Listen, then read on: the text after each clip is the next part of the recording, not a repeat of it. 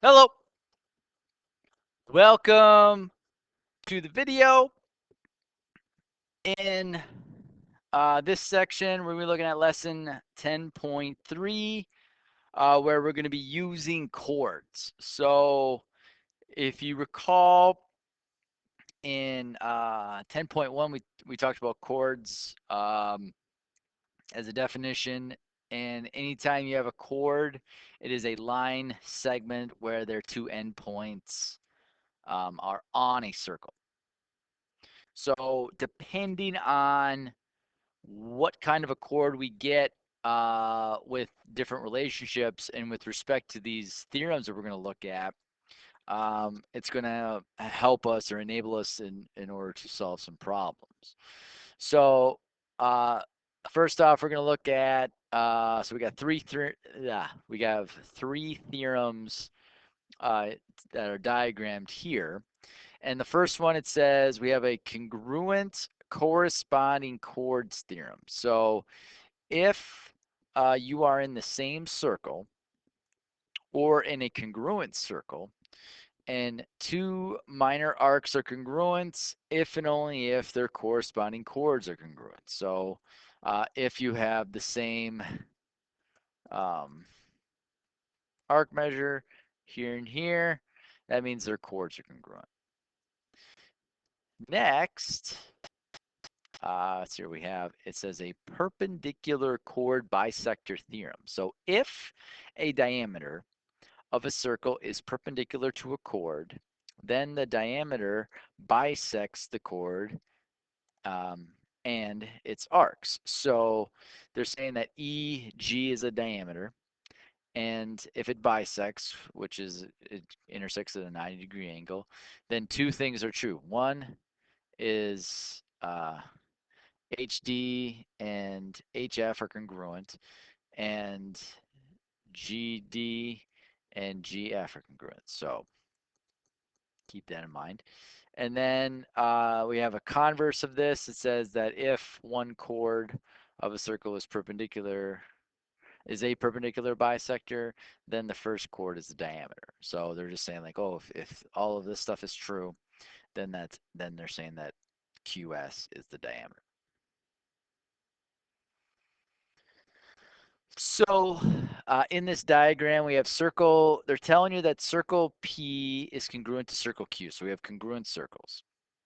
And they're saying that FG is congruent to JK. And they're telling you that the arc measure of JK is 80 degrees. They want you to find the arc measure of FG. So since everything is congruent by basically utilizing that congruent corresponding chords theorem, this is also going to be 80 degrees.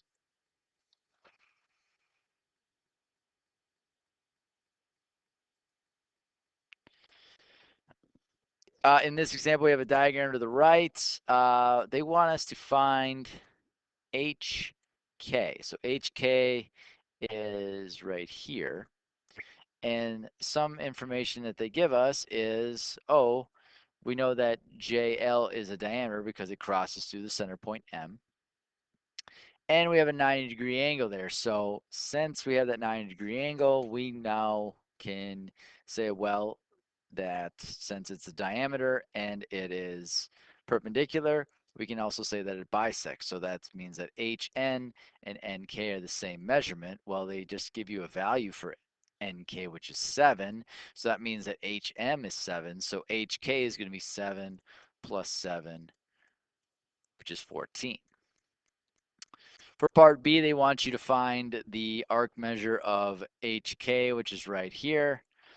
Now, because of all that information that I gave you prior to this, that means that this arc and this arc are going to be exactly the same. So we just set them equal to each other. So 11x would be then equal to 70 plus x. So this is going to allow us to find x and then in turn find the arc measure of HK. So I'm subtracting x. So I got 10x is equal to, excuse me, 10x is equal to 70. Divide everything by 10, x equals 7. So That means that this is 77. This is also going to be 77. So the arc measure of HK is simply going to be 77 plus 77, which is 154 degrees.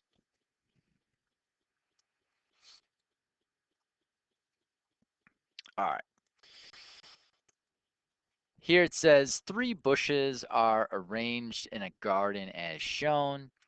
You should use, you should, where should you place a sprinkler so that is the same distance from each bush? All right, so here, so we have here, here, and here are the 3 bushes in question.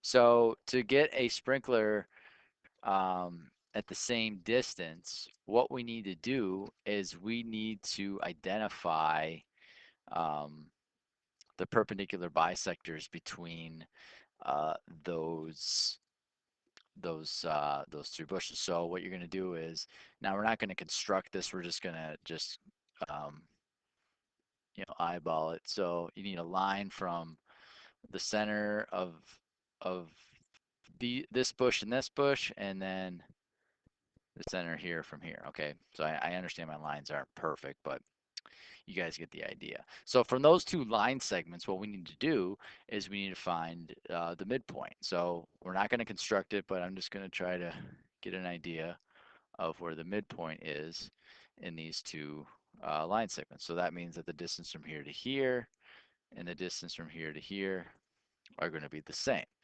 So now from there, you are going to take and make not just make it a bisector, but it's perpendicular bisector. So this is going to be 90 degrees. This is going to be 90 degrees. And then where they meet is going to be the location of the sprinkler.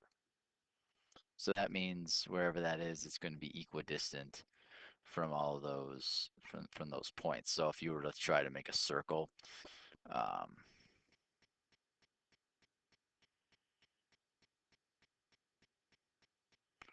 off of this, something like this, all of these distances would be the same as well. So like the distance from here to here would be the same, the distance from here to here would be the same, the distance from here to here would be the same. All right, it doesn't look that way because we didn't construct it, but you have the idea of what they were trying to um, figure out.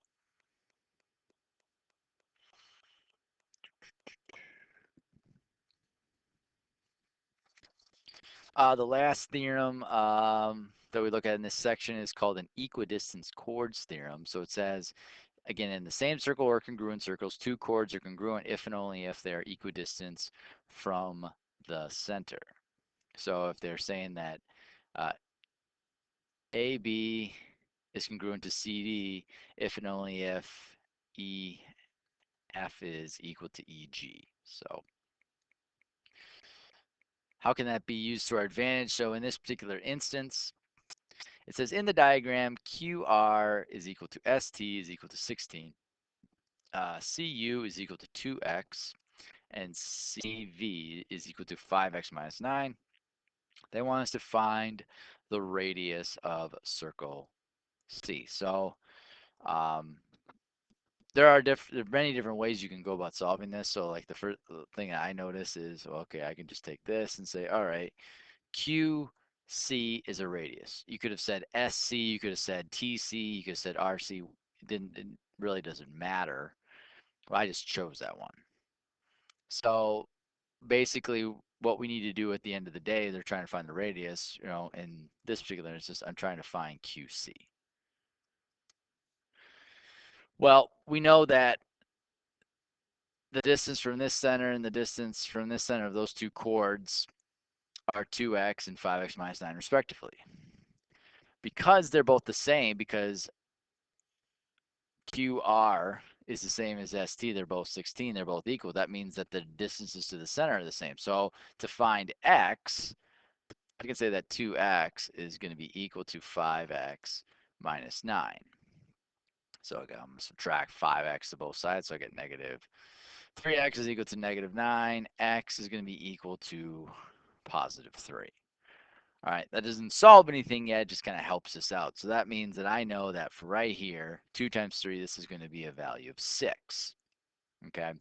Now, also, I have they're both perpendicular here, which means that, a WX is a diameter, which means that QR bisects WX. So that means that whatever this distance is here is the same as this distance is there.